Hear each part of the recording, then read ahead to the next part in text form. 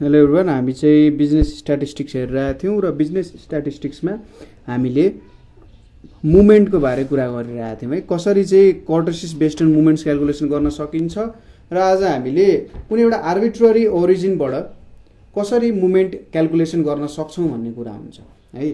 अब arbitrary origin अथवा arbitrary पोइन्टबाट मुभमेन्ट किन क्यालकुलेसन गर्नु पर्यो त मैले त्यत्रो अघि मिनबाट क्यालकुलेसन गरिरहेको थिएँ। यो किन चाहियो भन्दा जेनरली भन्दा नि एउटा सोचौँ कि धेरै समय के हुनसक्छ भने हाम्रो भ्यालुजहरू जुन हुन्छ त्यो भ्यालुजहरू चाहिँ डेसिमल भ्यालु आउन सक्छ अथवा फ्र्याक्सनल भ्यालु आउन सक्छ र त्यस्तो डेसिमल र फ्र्याक्सनल भ्यालु आउँदाखेरि हाम्रो सेन्ट्रल मुभमेन्ट क्यालकुलेसन गर्न अलि अप्ठ्यारो हुन सक्छ हैन।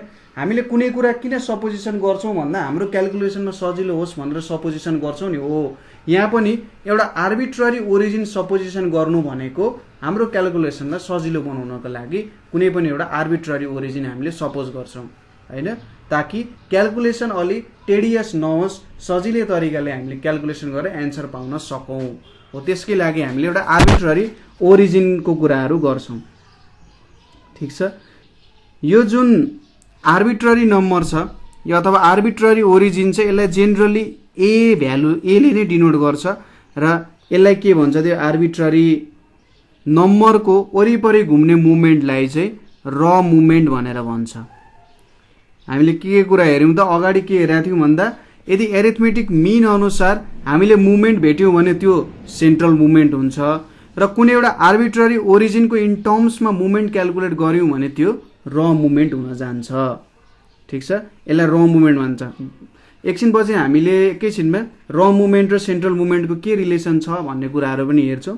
सुरुमा अब र मुभमेन्टलाई कसरी डिफाइन गर्ने भन्ने कुरा चाहिँ हेरौँ है। अब आर्थ र मुभमेन्ट मैले ड्यास दिएँ भने के बुझ्नु, यसले चाहिँ र मुभमेन्ट क्यालकुलेट गरेर रहेछ है भन्ने कुरा बुझ्नु। ड्यास दिएपछि यो भ्यालु कति हुन्छ, समेसन यहाँनिर x minus a to the power r divided by n हुन्छ र आरको भ्यालु यहाँनिर 1, 2, 3 एन्ड 4 हुन जान्छ। ठिक छ, यो भयो र डी इज इक्वल्स टु चाहिँ एक्स माइनस ए लेख्न सकिन्छ। यो भयो हाम्रो आर्थ र मुभमेन्टको फर्मुला। ठिक छ, अब फर अनग्रुप्ड डेटा भनिसकेपछि यहाँनिर के बुझ्नु पर्यो, यो एउटा हाम्रो इन्डिभिजुअल सिरिजमा हामी काम गरिरहेछौँ। त्यसैले μ1 ड्यास भनेको के हुन्छ, यहाँ 1/n summation x minus a power 1 भनेको यहाँनिर 1/a समेसन d1 भनेर आयो। यसलाई मैले d1 भनेर लेखेँ, d पावर 1। त्यसै गरी μ2 ड्यास भनेको 1/n summation x minus a को स्क्वायर भयो। यसलाई के लेख्न सक्यो त, d स्क्वायर भनेर लेख्न सक्यो यहाँ अनुसार। त्यसै गरी μ3 ड्यास भनेको 1/n summation x minus a को पावर क्युब, यो भनेको 1/n समेसन डी क्युब हुने भयो। त्यसै गरी म्यू पावर 4 ड्यास भनेको 1/n summation x minus a को power 4 is equals to 1/n summation d को पावर 4 हुने भयो यहाँनिर। ठिक छ, त्यसै गरी फर ग्रुप्ड फ्रिक्वेन्सी डिस्ट्रिब्युसन, अब हामीले ग्रुप्ड फ्रिक्वेन्सी डिस्ट्रिब्युसन हेर्न गयौँ। यो चाहिँ डिस्क्रिट अथवा कन्टिन्युअस जे पनि हुन सक्यो। फर ग्रुप्ड फ्रिक्वेन्सी डिस्ट्रिब्युसन हामीले कसरी क्यालकुलेसन गर्न सकिन्छ होला त भन्दा जस्ट के गरिदिने, माथिको फर्मुलामा यफ त थपिदिने हो हैन। म्यू आर ड्यास भनेको 1 अनि यहाँनिर क्यापिटल एन लेख्ने हो, summation f x minus a power n भनेको के हुन्छ त 1/n summation f d dash f d power 1 हुने भयो। त्यसपछि म्यू आर आर भन्दा नि 1 लेख्नु पर्ने हो यहाँ 1 अनि यहाँनिर μ2 ड्यास भनेको 1/n summation f x minus a square भनेपछि यहाँनिर 1/n summation f d square हुने भयो। त्यसै गरी μ3 ड्यास भनेको के हुन्छ 1/n summation f x minus a को cube is equals to 1/n summation f d cube हुने भयो। त्यसै गरी म्यू पावर 4 ड्यास भनेको 1/n summation f x minus a power 4 is equals to 1/n summation f d power 4 हुने भयो। यो हाम्रो 8 वटा फर्मुलाहरू भयो ग्रुप फ्रिक्वेन्सी डिस्ट्रिब्युसन र अनग्रुप्ड डेटाहरूको लागि। ठिक छ। अब यहाँनिर कुनलाई चाहिँ भेरिएन्स मान्ने होला भन्ने त हामी त्यत्तिकै भन्न सक्दैनौँ, किनभने एज्युम्ड मिन गर्ने बित्तिकै त्यो कुराले भेरिएन्स दिन्छ, स्क्युनेस दिन्छ अथवा कर्टोसिस दिन्छ भन्ने कुराहरू अलिकति हामीले मान्न सक्दैनौँ। हामी यहाँनिर मिनको कुरा गरेका छौँ र यो जुन ए पोइन्ट छ यो आर्बिट्ररी पोइन्ट मिन हुन पनि सक्छ नहुन पनि सक्छ। त्यसैले डाइरेक्टली हामीले चाहिँ के भन्न मिल्दैन, यो चाहिँ सेकेन्ड र मुभमेन्ट हो, सेकेन्ड र मुभमेन्ट भएको कारण यो एउटा भेरिएन्स हो भनेर चाहिँ डाइरेक्टली त्यसरी नभन्नु होला, मिस्टेक हुन जान्छ है। यसपछि अब हामीले त्यसो भए र सेन्ट्रल मुभमेन्टसँग कसरी काम गर्न सक्छौँ भन्ने कुराहरू आउन सक्छ दिमागमा। र सेन्ट्रल मुभमेन्टसँग काम गर्नको लागि हामीले यसलाई केसँग रिलेट गर्नुपर्छ भन्दा रिलेसनसिप बिट्विन सेन्ट्रल एन्ड र मुभमेन्ट। ठिक छ, बिट्विन सेन्ट्रल एन्ड र मुभमेन्ट्स यिनीहरूको बिचको एउटा सर्टेन रिलेसन्सहरू चाहिँ हामीले डेभलप गर्नुपर्ने हुन्छ। जस्तै रिलेसन भनेको के हुन सक्छ भन्दा μ1 गरियो भने यहाँनिर μ1 ड्यास माइनस μ1 ड्यास भनेको त 0 हुने भइहाल्यो, अभियस कुरा हो। 2 मा μ2 होइन, यतापट्टिको चाहिँ के बुझ्नु पर्यो, सेन्ट्रल मुभमेन्ट हो। कति हुन्छ त भन्दा μ2 ड्यास माइनस μ1 ड्यासको स्क्वायर हुन जान्छ। भ्यालु चेक पनि गर्न सक्नुहुन्छ। जस्तै μ2 ड्यास भनेको के हुन्छ त यहाँनिर समेसन एफ एक्स माइनस अथवा सिधै लेखौँ न यहाँनिर f d square divided by n हुन जान्छ। अब डी भनेको चाहिँ एक्स माइनस ए हो है, अनि यहाँनिर समेसन एफ डी बाई यनको स्क्वायर हुन जान्छ। अब यो भ्यालुको भनेको त के हुन्छ त भेरिएन्सको स्क्वायर हुन जान्छ होइन, यो भ्यालु त भेरिएन्सको स्क्वायर हो। हामीले यो कसरी डिफाइन गरिरहेका छौँ भन्दा एज्युम्ड मिन मेथड अथवा यसलाई चाहिँ सर्टकट मेथडबाट हामी यो एउटा भेरिएन्स डिफाइन गरिरहेका छौँ, त्यही त कुरा भयो नि होइन। हो, यो μ2ले चाहिँ हामीले के दियो त यो सेन्ट्रल मुभमेन्ट हो र यसरी हामीले यो भ्यालुहरू μ2 ड्यास माइनस μ1 ड्यासको स्क्वायर गऱ्यौँ भने आखिर हामीले भेरिएन्स नै पाउने रहेछौँ। त्यसै गरी थर्डमा कर्टोसिससँग कस्तो रिलेसन छ भन्दा μ3 भनेको μ3 dash minus 3 μ2 dash μ1 dash plus 2 μ1 ड्यासको होल क्युब हुने रहेछ। यसले हामीले के दिने रहेछ त स्क्युनेसको फर्मुला दियो, मैले कर्टोसिस भने सरी स्क्युनेसको फर्मुला दिन्छ यसले। अथवा सेन्ट्रल मुभमेन्ट भेट्यो नि त हामीले, यतापट्टि सबै र मुभमेन्टहरू छ, यतापट्टि सेन्ट्रल मुभमेन्ट छ। प्रुफ चाहियो भने तपाईँहरूले मलाई सम्पर्क गर्नु होला है। μ4 ड्यास माइनस 4 μ3 ड्यास μ1 ड्यास। अब किनभने डाइरेक्टली तपाईँहरूले यहाँबाट रिलेसन बनाउँदाखेरि जुन एउटा फर्म निस्किन्छ त्यो फर्म तपाईँहरूले बुझ्नुहुन्छ भन्ने छैन, किनभने आखिरी निक्लिने यही फर्ममा हो र यहीँनिर एक्सपेक्टेसन भ्यालुको क्वेसन्सहरू आइसकेको छ भनेपछि यहाँनिर पनि अलिकति बुझ्न अप्ठ्यारो हुनसक्छ। त्यसैले प्रब्लम आयो बुझ्न अथवा यो फर्मुला अझै धेरै के रहेछ भनेर बुझ्न मन लाग्यो भने हामीले के गर्नु होला त कन्ट्याक्ट गर्नु होला है। माइनस 3 μ1 ड्यास पावर 4 यति भयो फर्मुलाहरू होइन। सपोज अब मिन कसरी क्यालकुलेट गर्न सकिन्छ भन्दा एज्युम्ड मिन प्लस μ1 ड्यासले मिन क्यालकुलेट गर्न सकिन्छ। कसरी सकिएला, एज्युम्ड मिन त छँदैछ, यहाँनिर μ1 ड्यास भनेको 1/n समेसन एक्स माइनस ए हो आखिरी, यही त फर्मुला हो।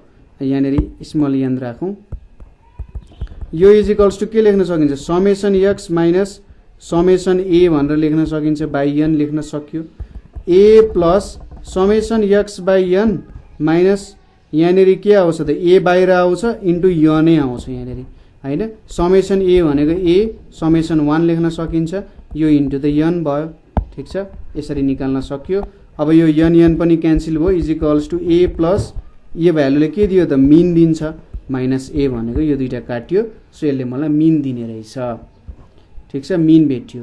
भेरिएन्स भनेको कसरी निकाल्न सक्यो त भन्दा μ2 भइहाल्यो त्यसैगरी स्ट्यान्डर्ड डेभिएसन भनेको μ2 को स्क्वायर रुटले मलाई स्ट्यान्डर्ड डेभिएसन निकाल्न मद्दत गर्दो रहेछ हैन। यसरी स्ट्यान्डर्ड डेभिएसनको कुराहरू निकाल्न सकिँदो रहेछ। यो चारवटा रिलेसन तपाईले याद गर्ने र एउटा मिन र भेरिएन्सको कुराहरू पनि याद गर्ने हैन। कसरी आउँदो रहेछ भन्ने कुराहरू चाहिँ कम्प्युटेसन गर्न सकिन्छ। सपोज हामीलाई के दियो भन्दा first three movements about value 2 of distribution. अब यहाँनेरि अबाउट भ्यालु 2 भनेपछि यो एउटा एज्युम्ड नम्बर हुन गयो अथवा र मुभमेन्टको काम गरिरहेछ। R 1 16 and -40 find mean and variance भनेर सोधिरहेछ। कसरी भेट्न सकिएला भन्दा एज्युम्ड मिनको भ्यालु कति छ यहाँनेरि 2 छ। त्यसैगरी अब μ1 भन्नु र μ1 ड्याश भन्नु त एउटै कुरा हो, त्यही भएर 1 नै भयो भ्यालु। μ2 ड्याशको भ्यालु कति छ 16 छ र μ3 ड्याशको भ्यालु -40 छ। अब मिन कसरी क्याल्कुलेसन गर्न सकिन्छ भन्दा assumed mean plus μ1 dash is equals to गर्न सकिन्छ। यो भनेको 2 + 1 को भ्यालु 3 भयो। ठीक छ। यसपछि हामीलाई μ2 को भ्यालु चाहियो। μ2 को भ्यालु क्याल्कुलेट गर्न त हामीलाई μ2 ड्याश माइनस μ1 ड्याश को स्क्वायर चाहियो हैन। यो भनेको के गर्नु पर्यो त μ2 भनेको μ2 ड्याश माइनस μ1 ड्याश को होल स्क्वायर त गर्ने हो हैन। यहाँबाट कति भ्यालु आयो त भन्दा 16 माइनस 1 को स्क्वायर भनेको कति आयो 15 आयो भनेपछि यो भनेको मेरो भेरिएन्सको भ्यालु हुन गयो। ठीक छ। भेरिएन्सको भ्यालु कति आयो त 15 आयो, मिनको भ्यालु 3 आयो। त्यो फर्मुला युज गर्न जान्नु पर्यो मजाले, तपाईको लगभग प्रब्लम्सहरु सजिलैसँग सल्भ हुन सक्छ है। फर्मुला चाहिँ युज गर्न जान्नु पर्यो। अब कुरा आउँछ हाम्रो, यति त बुझिसक्नु भयो होला, धेरै कुराहरु छैन तर धेरै कुराहरु पनि छ भित्र। ठीक छ। तपाईले यतिकै फर्मुलाहरु पढ्नुभयो भने एकदम सजिलो छ, तर भित्र इनडेप्थ कुराहरुमा छिर्न त्यहाँनेरि धेरै म्याथमेटिकल पोर्सन्सहरु छ है। त्यही भएर मैले तपाईलाई यो कुरा छुट्याएर भने अहिले पढ्नुपर्ने measures of skewness and kurtosis by the method of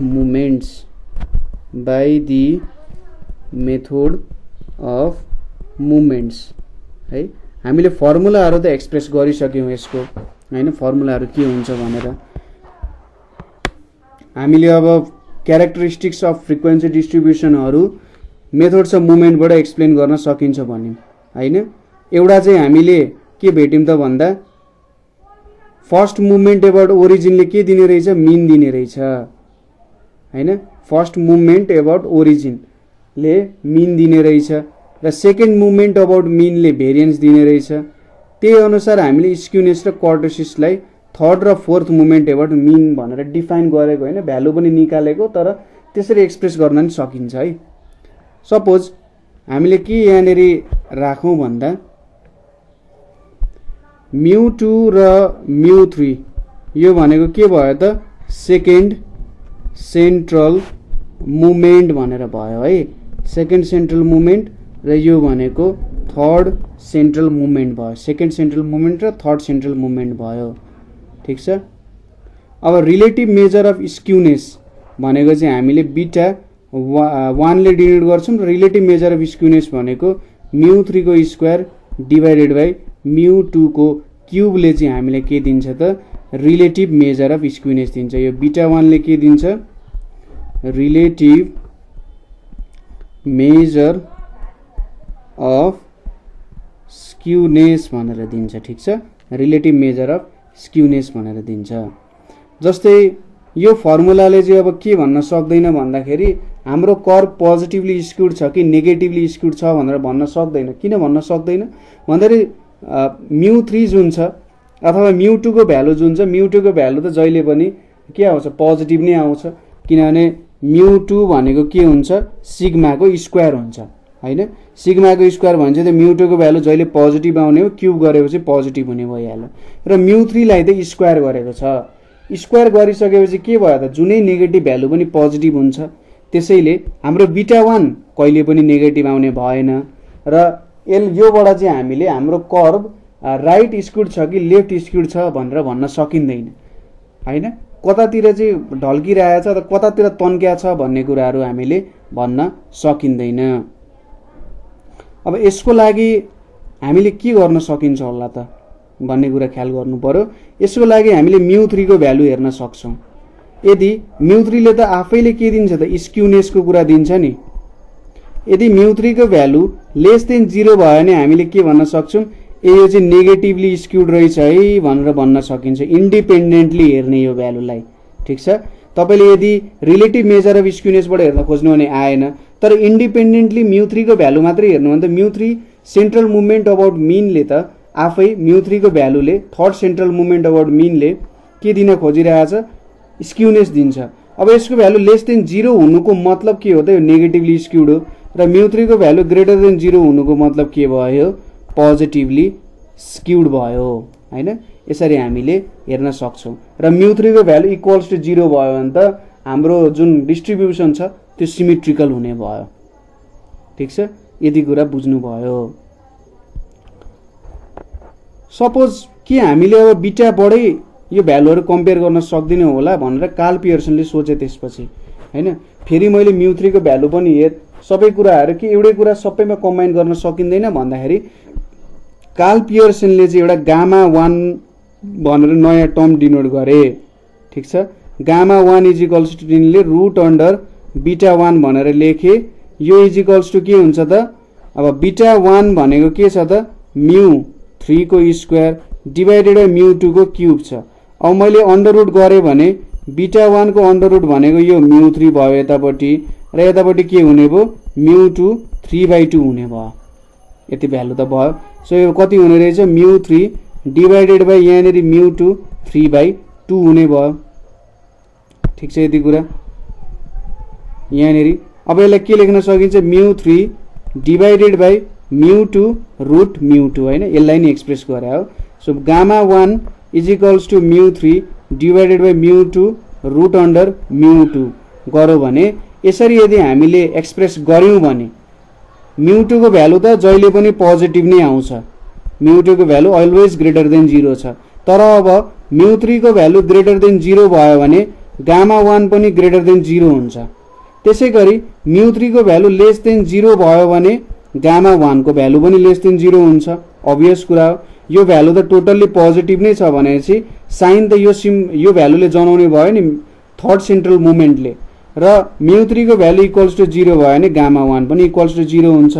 यहाँबाट के देखियो भने सुरुमा जुन हाम्रो रिलेटिभ मेजर अफ स्क्युनेसको एउटा लिमिटेसन थियो बीटा 1 डिफाइन गर्दाखेरि त्यो लिमिटेसन चाहिँ केले हटायो त गामा 1 ले हटायो र गामा 1 को भ्यालु अनुसार हामीले क्याल्कुलेसन गर्न सक्छौं हैन। यही कुरा भन्न खोज्या हो यहाँनेरि। ठीक छ। कुरा बुझियो होला के भन्न खोज्या हो। जस्तै अरु के हुन सक्छ भन्दा यदि बीटा 1 को भ्यालु 0 भयो भने गामा 1 को भ्यालु पनि 0 हुन्छ।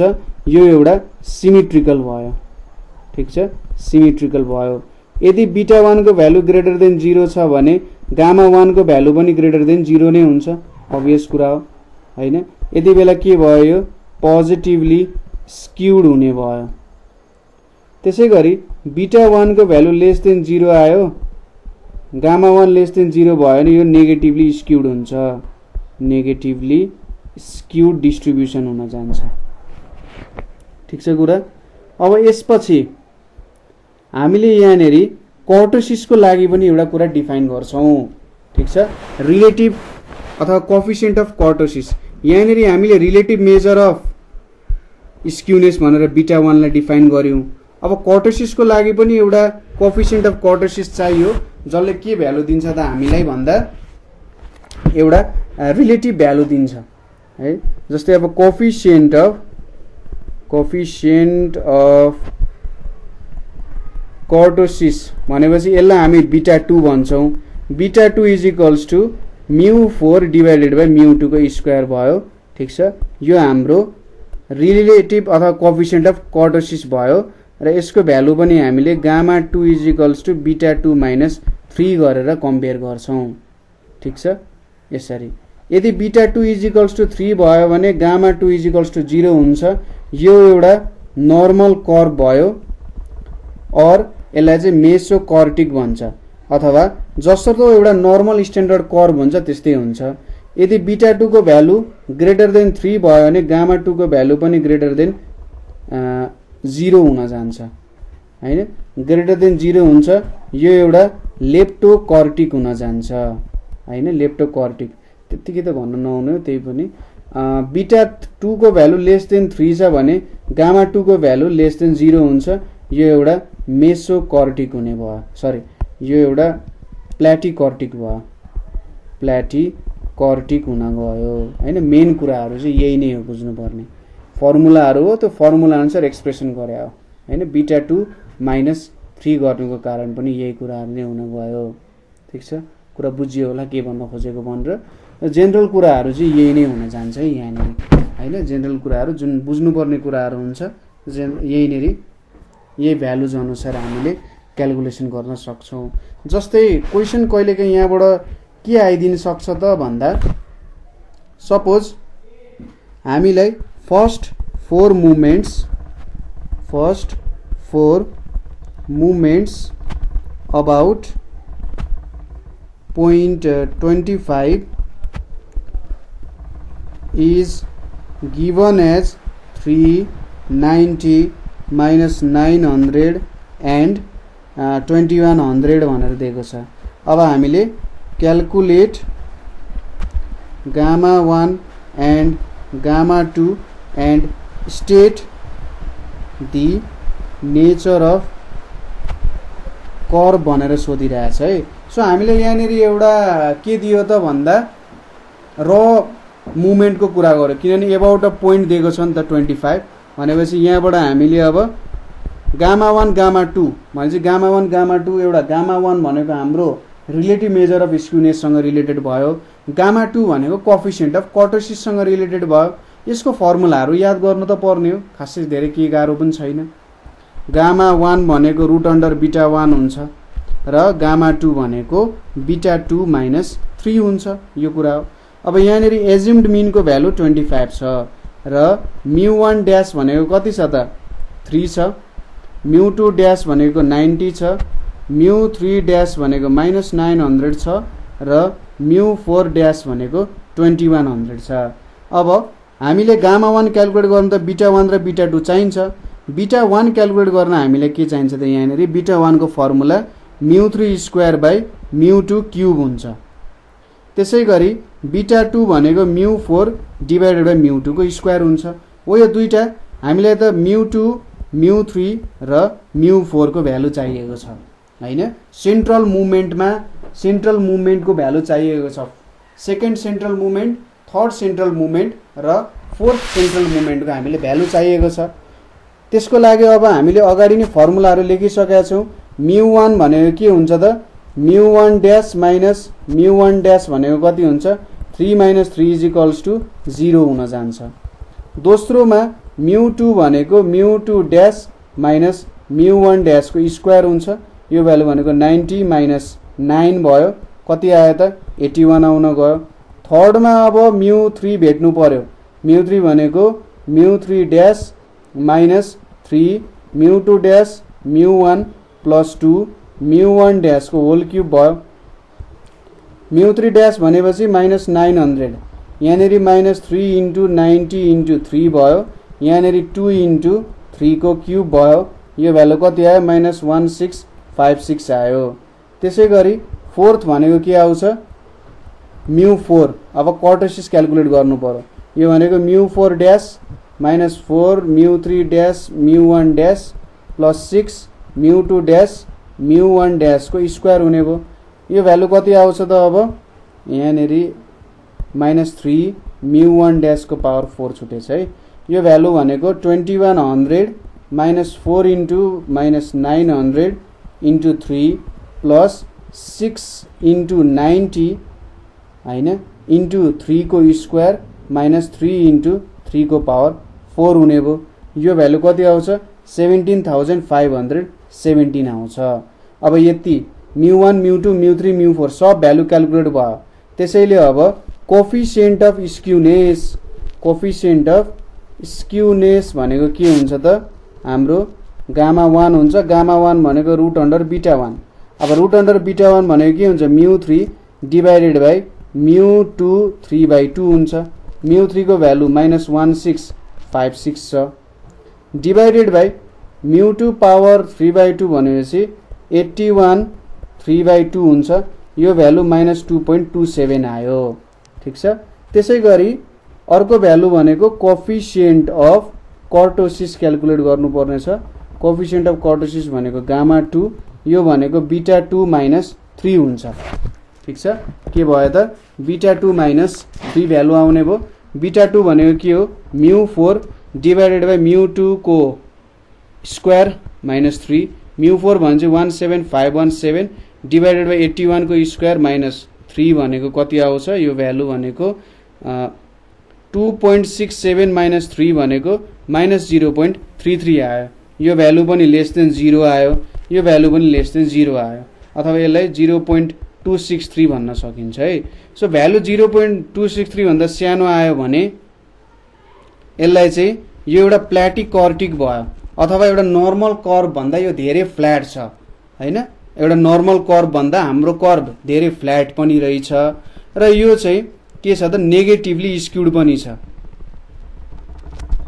नेगेटिभली स्क्युड छ भन्नुको मतलब लेफ्ट साइडतिर धेरै तन्केको छ र यसको मोडको भ्यालु चाहिँ मिनको भ्यालु भन्दा धेरै छ।